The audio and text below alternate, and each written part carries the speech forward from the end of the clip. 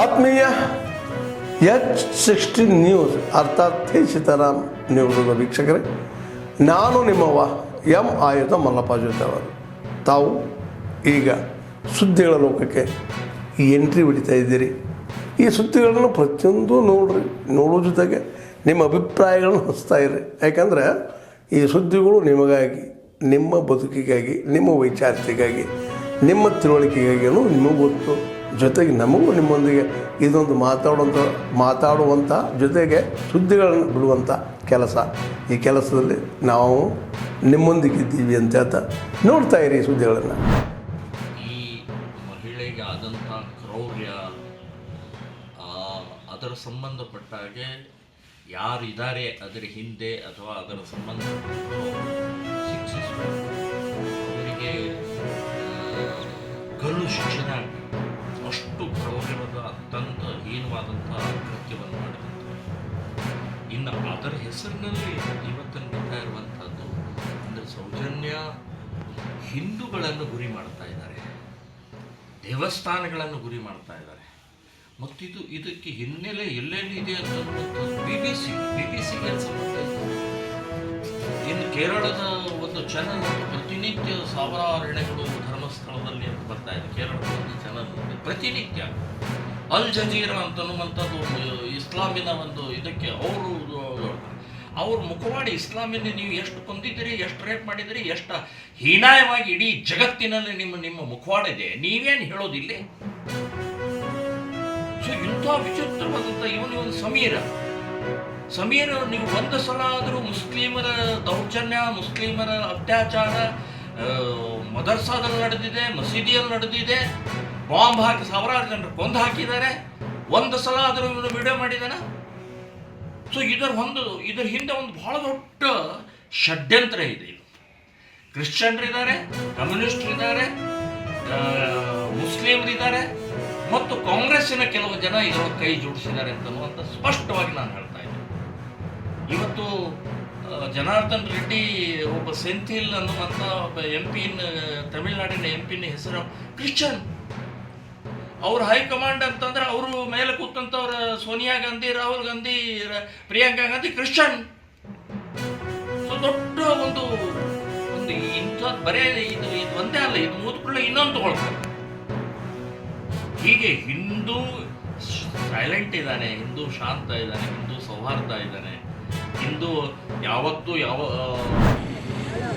ಅತ್ಯಂತ ಒಂದು ನೋವಿನ ಸಂಗತಿ. ಈ ವ್ಯವಸ್ಥೆಗೆ, ಈ ಹಿಂದೂ ವಿರೋಧಿ ಶಕ್ತಿಗಳಿಗೆ ಪರೋಕ್ಷವಾಗಿ ಶಕ್ತಿಯನ್ನು ತುಂಬಿ ಧರ್ಮಸ್ಥಳ ಮಂಜುನಾಥೇಶ್ವರನ ಶ್ರದ್ಧಾ ಕೇಂದ್ರಕ್ಕೆ ಕಪ್ಪು ಚುಕ್ಕೆಯನ್ನ ಇಡುವಂತ ಷಡ್ಯಂತ್ರವನ್ನ ಮಾಡಿದಂತ ಈ ಕಾಂಗ್ರೆಸ್ ಸರ್ಕಾರಕ್ಕೆ ವೇದಿಕೆ ಪರವಾಗಿ ಧಿಕ್ಕಾರವನ್ನ ನಾವು ಮೊದಲೇ ಹೇಳಬೇಕಾಗಿದೆ. ಬಂಧುಗಳೇ, ಇದ್ಯಾವುದೋ ನಮ್ಮ ರಾಜಕೀಯ ಸಭೆ ಅಲ್ಲ. ನಮ್ಮ ಧರ್ಮ, ನಮ್ಮ ಸಂಸ್ಕೃತಿ, ನಮ್ಮ ಪರಂಪರೆಯ ಒಂದು ರಕ್ಷಣೆಗೋಸ್ಕರ ಈ ಷಡ್ಯಂತರ ವಿರುದ್ಧ ಪ್ರತಿಭಟಿಸೋಸ್ಕರ ಈ ಮಳೆ, ಗಾಳಿ, ಬಿಸಿಲನ್ನ ಬಿಟ್ಟು ಇದು ಹೋರಾಟಕ್ಕೆ ನಮ್ಮ ತಾಯಿಂದರು ನೀವೆಲ್ಲರೂ ಕೂಡ ಇಷ್ಟು ದೊಡ್ಡ ಸಂಖ್ಯೆಯಲ್ಲಿ ತಾವೆಲ್ಲರೂ ಕೂಡ ಬಂದಿದ್ದೀರಿ. ನಮ್ಮ ಧಾರ್ಮಿಕ ಪಾವಿತ್ರ್ಯತೆಗೆ, ಅಸ್ಮಿತೆಗೆ ಕರ್ನಾಟಕ ರಾಜ್ಯದಲ್ಲಿ ಈಗ ಸುಮಾರು 20 ದಿನ ಅಥವಾ 1 ತಿಂಗಳಿಂದ ಆಗುತ್ತಿರುವ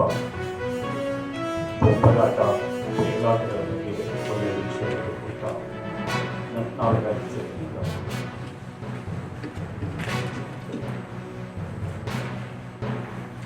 ಯಾವುದೋ ಒಂದು ಷಡ್ಯಂತ್ರದ ರೂಪವಾಗಿ, ಹುನ್ನಾರದ ರೂಪವಾಗಿ ಧರ್ಮಕ್ಷೇತ್ರ, ಶ್ರೀ ಕ್ಷೇತ್ರ ಧರ್ಮಸ್ಥಳದ ಬಗ್ಗೆ ಅಪಪ್ರಚಾರ ನಡೆಯುತ್ತೆ ಹಲವಾರು ರೀತಿಯಲ್ಲಿ ಪ್ರಯತ್ನ ಮಾಡ್ತಿದ್ದಾರೆ. ಸಮೀರ್ ಆಗಿರ್ಬೋದು,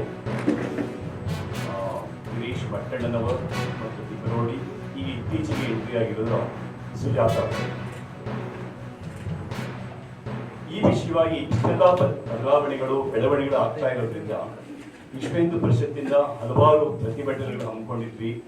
ಧರ್ಮಸ್ಥಳ ಕ್ಷೇತ್ರದ ಮಹತ್ವ ಉಳಿಬೇಕು, ಅದು ಉತ್ಕೃಷ್ಟತೆ ಉಳಿಬೇಕು, ಅದು ಶ್ರೇಷ್ಠತೆ ಉಳಿಬೇಕು ಅಂತ ದೃಷ್ಟಿಯಿಂದ ಕರ್ನಾಟಕ ರಾಜ್ಯದಾದ್ಯಂತ ಓಂ ನಮಃ ಶಿವಾಯ ಅಭಿಯಾನವನ್ನು ಸಹ ಹಮ್ಮಿಕೊಂಡಿದ್ವಿ. ಒಂದು ವಾರ ಆಯಿತು, ಒಂದು ಸೋಮವಾರದ ಪ್ರಾರಂಭವಾಗಿದ್ದು ಈ ಶನಿವಾರ ತನಕ, ಈ ಭಾನುವಾರ ತನಕನೂ ನಾವು ರಾಜ್ಯದ ಎಲ್ಲ ನಗರಗಳಲ್ಲಿ, ಹಳ್ಳಿಗಳಲ್ಲಿ ಎಲ್ಲ ಕಡೆ ಮಾಡ್ತಾ ಇದ್ದೀವಿ. ಪ್ರತಿಭಟನೆಗಳು ಬಹಳಷ್ಟು ಆಗಿದೆ ಮತ್ತು ನಮಗೆಲ್ಲ ಒಂದು ಐತಿಹಾಸಿಕ ದಿನ ಅಂತ ಹೇಳಿ ನಾನು ಭಾವಿಸ್ಕೊಳ್ತೇನೆ. ಯಾಕೆಂತ ಹೇಳಿದ್ರೆ ಸುಪ್ರೀಂ ಕೋರ್ಟು ಆಗಸ್ಟ್ 1, 2024 ಒಂದು ಆದೇಶವನ್ನು ಕೊಡ್ತು. ಏನು ಅಂತ ಹೇಳಿದ್ರೆ ಪರಿಶಿಷ್ಟ ಜಾತಿಯೊಳಗಿನ ಉಪಜಾತಿಗಳಿಗೆ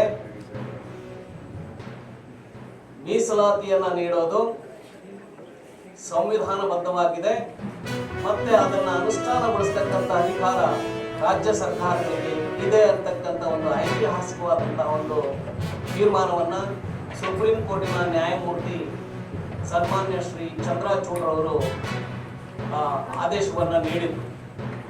ಆದೇಶ ಬಂದು 1 ವರ್ಷ ಆದರೂ ಕೂಡ ಸಿದ್ದರಾಮಯ್ಯನವರು ಅದನ್ನ ಜಾರಿ ಮಾಡಿರಲಿಲ್ಲ.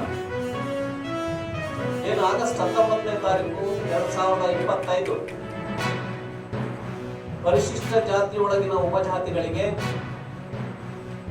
ಒಳ ಮೀಸಲಾತಿಯನ್ನ ನಾವು ಜಾರಿ ಮಾಡಿದ್ದೀವಿ ಅಂತ ಹೇಳಿ ಸಚಿವ ಸಂಪುಟದಲ್ಲಿ ಅವರು ಒಂದು ತೀರ್ಮಾನವನ್ನ ತಗೊಂಡು ಅವರು ಒಂದು ಹೇಳಿಕೆಯನ್ನ ಬಿಡುಗಡೆ ಮಾಡಿದರು. ಸೊ ಪರಿಶಿಷ್ಟ ಜಾತಿಯೊಳಗಿನ ಉಪಜಾತಿಗಳಿಗೆ ಒಳ ಮೀಸಲಾತಿ.